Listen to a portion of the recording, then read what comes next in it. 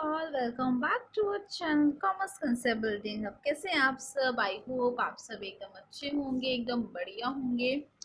तो कल को मैंने आपको यूनिट प्राइसिंग पॉलिसी करवाई थी और वेट प्राइसिंग पॉलिसी करवाई थी। आज मैं आपको कराने वाली हूँ psychological pricing policy and odd pricing policy. तो देखते हैं साइकोलॉजिकल प्राइसिंग पॉलिसी क्या होता है। Under this policy prices are fixed in such a manner that they have some psychological effect on buyer। इनका कहने का मतलब ये है कि यहाँ पे जो कंपनीज होती हैं, जो सेलर्स होते हैं, जो फर्म्स होती हैं, यहाँ पे वो लोग अपना प्रोडक्ट का प्राइस इस तरीके से सेट करते हैं कि जो उसका जो प्राइस है प्रोडक्ट का, वो एक इफेक्ट छोड़ता है कस्टमर के दिमाग पे। अब वो कैसे इफेक्ट होता है अभी मैं आपको बताऊंगी। Certain consumers have a feeling that the high price product are indicator of high quality। ये वाला इफेक्ट वो छोड़ता है। देखो, ज्यादातर कस्टमर्स के दिमाग में ये रहता है कि जितना ज्यादा प्राइस होगा उतनी अच्छी हमें क्वालिटी मिलेगी। नो डाउट ये होता भी है, लेकिन हर केस में ऐसा हो जरूरी नहीं होता। आप सबको पता है, आप सब बाजार से कुछ ना कुछ खरीदते ही हैं, तो आपको पता है कि अगर आप कुछ सामान लेते हो, अच्छे प्राइस का आप सामान लेते हो, तो आप कुछ 100% श्योरिटी नहीं है कि जो उसकी क्वालिटी होगी वो भी सुपीरियर होगी। वो सिर्फ एक हमारे दिमाग में ये होता है कि अगर हाई प्राइस है तो अच्छा ही प्रोडक्ट होगा, और अगर हम हाई प्राइस का प्रोडक्ट लेंगे तो सोसाइटी में जो हमारा एक रेपुटेशन है, हमारा जो आप बोल सकते हैं एक औहदा है, हमारा जो एक क्लास आप बोल सकते हैं, जो हमारी क्लास है वो बड़ी अच्छी लगेगी। हम दूसरों को शॉप कर पाएंगे कि देखो हम तो गुच्ची का बैग लेके जा रहे हैं। बहुत सारी चीजें होती हैं। तो यहाँ पे उसी चीज की बात की जा रही है कि अगर आप हाई प्राइस का प्रोडक्ट लेते हो तो आपको लगता है वो हाई क्वालिटी का होगा, लेकिन हर केस में ऐसा नहीं होता है। ठीक है। As such they demand high price product. इसी वजह से, इसी कारण की वजह से यहाँ पे ज्यादातर कस्टमर हाई प्राइस का प्रोडक्ट डिमांड करते हैं। For example diamond, electronical products, cosmetic etcetera. ये कुछ एग्जाम्पल हैं जहाँ पे ऐसी चीजें होती हैं। The pricing of product according to their quality standard as a superior, fine, economical also put psychological pressure और कंज्यूमर। तो अगर हम प्राइसिंग इस बेसिस पे कर रहे हैं, अकॉर्डिंग टू क्वालिटी स्टैंडर्ड के बेसिस पे कर रहे हैं कि सुपीरियर रखना, में फाइन रखना, इकोनॉमिकल रखना है, ये सारी चीजें, ये वाला जो मेथड आप यूज कर रहे हैं, कंपनी जो ये वाला मेथड यूज कर रही है कि हम देखते हैं कस्टमर की साइकोलॉजी को, हम पढ़ेंगे कि अगर उसको ये लगेगा कि हाई प्राइस का प्रोडक्ट है तो वो अच्छा होगा। तो अगर वो ये सोच रहे हैं कि कस्टमर की साइकोलॉजिकल ऐसी ही है, और हम फिर वो क्या करेंगे, क्योंकि जब हम कुछ प्रोडक्ट बनाते हैं तो उससे पहले हम वो रिसर्च करते हैं, मार्केट रिसर्च। तो उसमें ये जो कंपनीज होती है सारी चीजें यहाँ पे डिसाइड कर लेती हैं। तो यहाँ पे कंपनी क्या करेगी, अगर उसको लगेगा कि कस्टमर की साइकोलॉजिकल आज के टाइम पे ऐसी है कि वो हाई प्राइस प्रोडक्ट को ही सुपीरियर मानती है, तो वो यहाँ पे वही सारी चीज प्रोडक्शन करेंगे, उसी तरह के प्रोडक्ट वो बनाएंगे और उसी तरह से वो प्राइस यहाँ पे सेट करेंगे। सुपीरियर क्वालिटी का, अच्छा क्वालिटी का, फाइन मतलब जो ठीक ठीक क्वालिटी का होता है, इकोनॉमिकल जो मतलब कि अगर कस्टमर को लगता है कि जो प्रोडक्ट है वो इकोनॉमिकल होना चाहिए, मीन्स उनके बजट में होना चाहिए, ज़्यादा हाई फाई नहीं होना चाहिए, उस हिसाब से वो करेंगे। ठीक है। Also put psychological pressure on consumer. तो ये सारी चीज़ें अगर आप क्वालिटी स्टैंडर्ड को देख के कर रहे हो प्राइसिंग अपने प्रोडक्ट की, तो आपको ये सारी चीज़ें आप ध्यान में रखते हैं। ठीक है ना। आई होप आपको साइकोलॉजिकल प्राइसिंग पॉलिसी समझ में आई हो। यहाँ पे इन शॉर्ट कस्टमर की साइकोलॉजी के हिसाब से यहाँ पे प्राइसिंग की जाती है। फिर आती है आपकी ऑड प्राइसिंग पॉलिसी। अब देखो ऑड प्राइसिंग पॉलिसी क्या होता है, मैं आपको थोड़ा हिंट देती हूँ। जैसे कोई आप किसी शॉप पे जाते हो, अगर वहाँ पे लिखा होता है कि ये प्रोडक्ट सिर्फ आपको 999 में मिल रहा है, या ये प्रोडक्ट आपको 599 में मिल रहा है, या ये प्रोडक्ट आपको 199 में मिल रहा है, तो हम लोग क्या करते हैं, हम लोग ऐसे नंबर से बहुत ज़्यादा अट्रैक्ट होते हैं। जो 199 हो गया, 199 आप बोल सकते हो, 199 हो गया, 999 हो गया। ठीक है। और बहुत सारी नंबर्स होती है, 299 हो गया। ठीक है।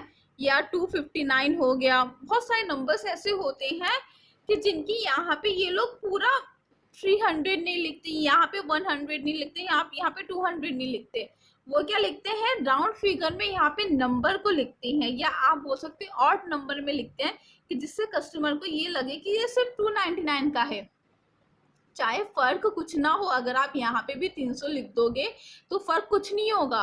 अगर हम जर्नल लेवल पे देखें फर्क कुछ नहीं होगा, लेकिन सुनने में और देखने में ये रहता है कि अच्छा कि ये तो सस्ता है, ये 299 का है, ये 300 का नहीं है। नॉर्मल सी चीजें सबके साथ होती है। It is another form of psychological pricing policy. ये भी एक तरह की साइकोलॉजिकल पॉलिसी मानी जाती है, क्योंकि कस्टमर की साइकोलॉजी ऐसी बनी हुई है कि 299 का है तो सस्ता होगा।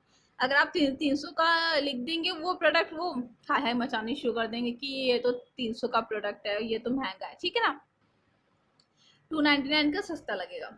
Under this policy the price ends in a odd number. यहाँ पे जो प्राइस एंड होता है वो ज्यादातर ऑड नंबर में होता है, 199, 299, ठीक है ना, ये सारे ऑड नंबर है। हाँ, और a price just under a round number, round number में भी हो सकता है, that is setting the price at an odd number such as 199.95 instead of 200 और 590 आपको दिख रहा होगा इंस्टेड ऑफ 6000, ठीक है।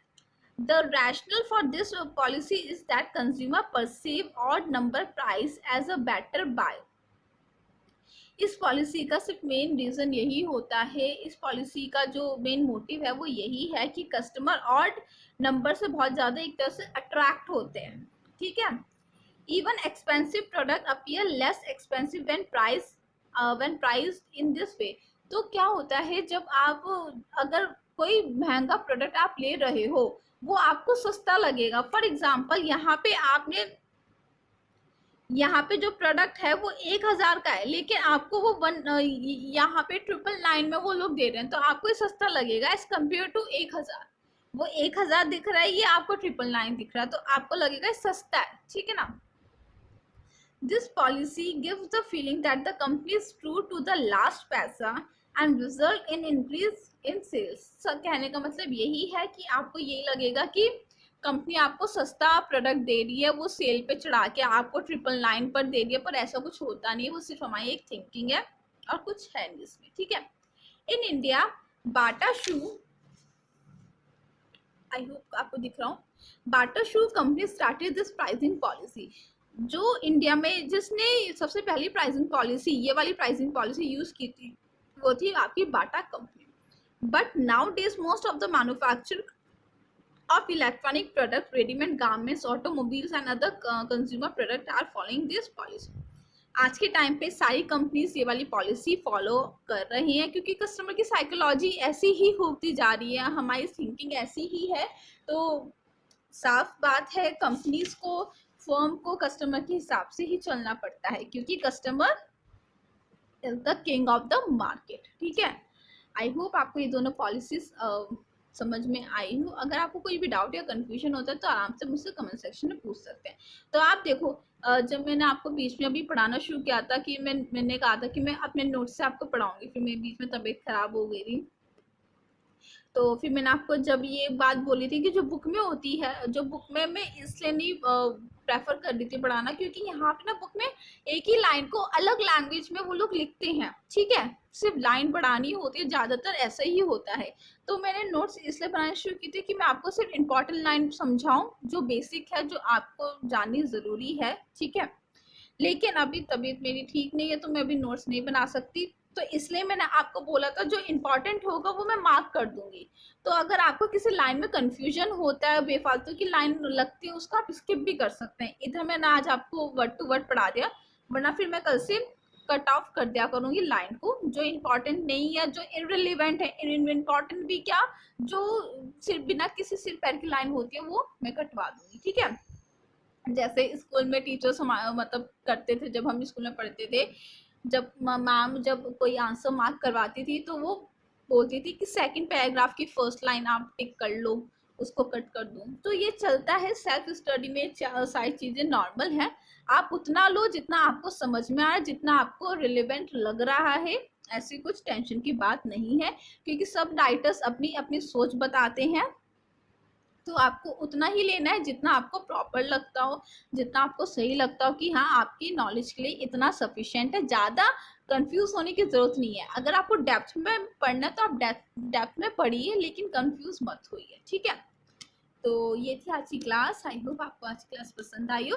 कल को संडे है, कल को क्लास ऑफ रहेगी, मैं मंडे को पढ़ाऊंगी, ठीक है। तो अब मिलेंगे मंडे की क्लास। बाय।